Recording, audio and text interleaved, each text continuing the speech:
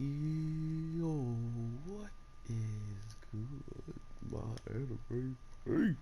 What is good, yo?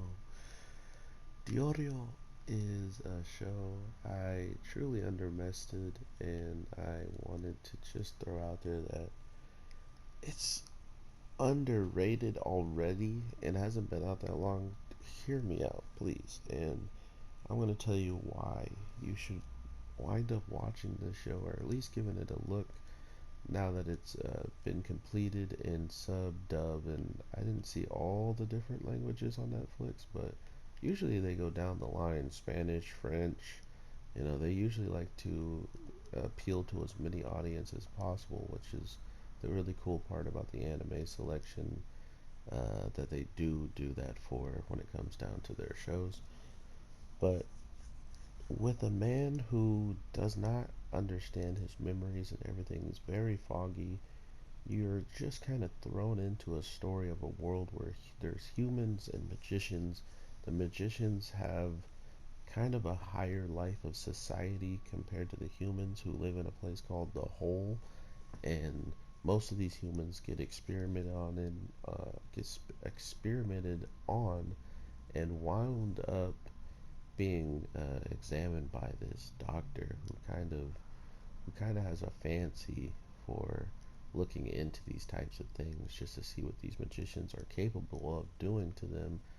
And for some odd reason, I feel like they didn't really go into a grandiose explainment of like why he wants to do that besides just his curiosity.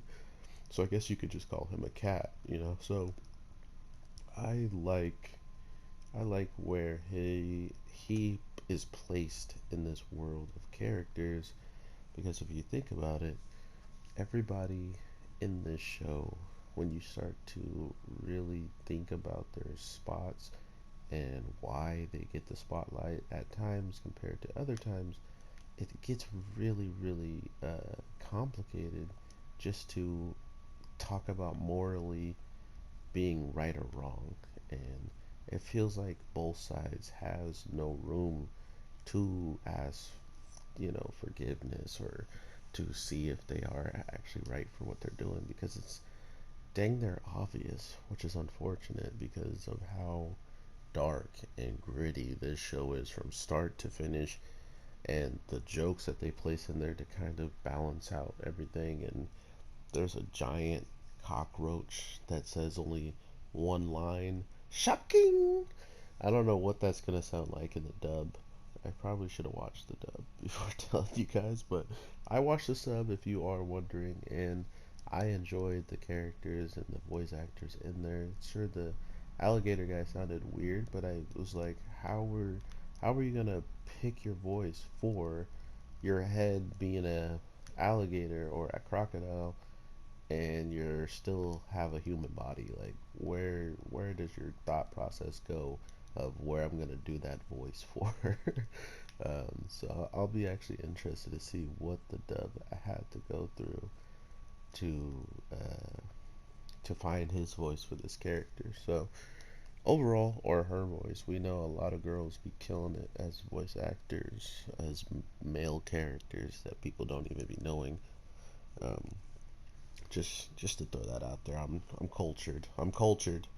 Um, but yeah, this show with magicians and humans pretty much being on a counterbalance of each other, and one side having the huge, overwhelmingly broken powers to pretty much make one side not even exist besides when they want them to exist. It's a story all of a sudden where you have that as the background noise, and then really just a handful of characters pushing forward regardless of any situation that they're put in. And sometimes they even push too far forward and get a little bit too close to the sun, as so to speak. So it's not a show where I felt like I could just completely tell you every situation at hand before it happened, because it wasn't that type of show. It was so out there, so adventurous.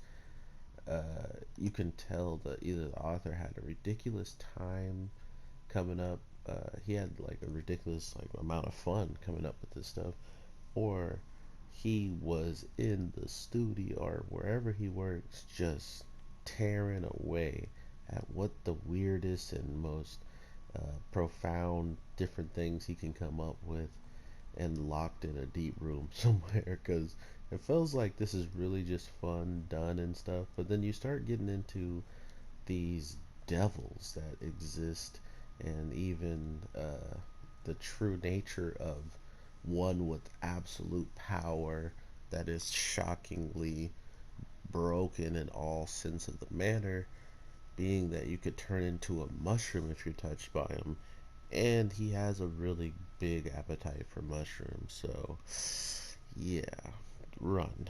um, Overall though, I really loved the chemistry between the two first characters we see interact with each other from start to finish, even when they're having their low of times with each other and not seeing eye to eye.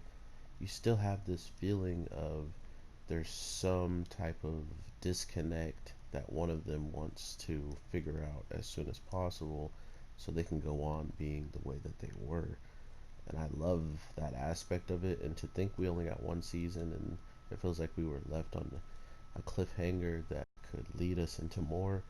Um, I did see that there was like different types of episodes and like OVAs and stuff like that, but I didn't even watch them just to kind of keep my brain fresh of what's actually supposed to happen. Because if you watch this show and you tell me that everything was obvious and it was not that out there, or like it wasn't that weird and kind of just doing whatever it wanted to do, then please show me all the animes you watch, and I promise you, you have probably the best collection of animes that if I haven't seen any of them, I need to watch it, because this show was so far out of left field with what it was doing and making my mind think about was amazing. Um, Having no memories of where you need to go and the person who may have taken you out, but for some reason there's a human being inside of the guy's alligator mouth that once he sees them, he has an idea of if it's the right person or not.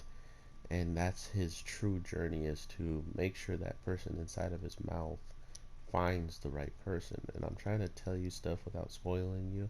Like, I've been thinking about what I could say without spoiling, and that was, yeah, that was about as far as getting to a spoiler as I could. So I definitely just want you to watch it. And if you've seen Samurai Champloo, there's a moment that is definitely for you as a fan of that show. Of if you loved everything about it, there's an episode that you will automatically know I'm talking about and enjoy. So take care, my anime people. I needed to get a video out on Friday because there's nothing I really watch. I should be watching these other shows, but with work and everything, I wanted to keep less of like all types of animes and get back to just doing a few, because then I actually can balance them out instead of just doing every single show and feeling bad when I can't do it. So please watch the audio and give it a little bit of a view, because I mean, I know the first couple episodes for me, without having more episodes to watch right back to back,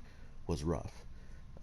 It was rough in some episodes where I'm just like, okay, there's no way this episode is going to do anything remotely different for me after I watch. And then they kept doing it. So I don't think you can judge it just based off of one or two episodes. It's definitely a show that if the mystery and all the different stuff that they are teasing doesn't get you, and the two best characters that are the kind of protagonists that are chasing and hunting down our main characters throughout the whole show, kind of, if that doesn't get you, there's not a lot that will. So, not in the case of just the show in general, but I really do hope you guys give it a watch, give it a look. If you haven't already, maybe you'll give it a second chance with knowing all the episodes out. It's in dub. Like, there's all the different ways you can watch it if you really want to. So Let me know in the comments if you have seen it, what you like about it, and if you haven't seen it and you watched it and came back, that would be awesome to hear your opinion as well. So with that being said, everybody, take care and have an awesome day. I am your boy, the Anime G, and I will definitely talk to you sooner than later. Peace.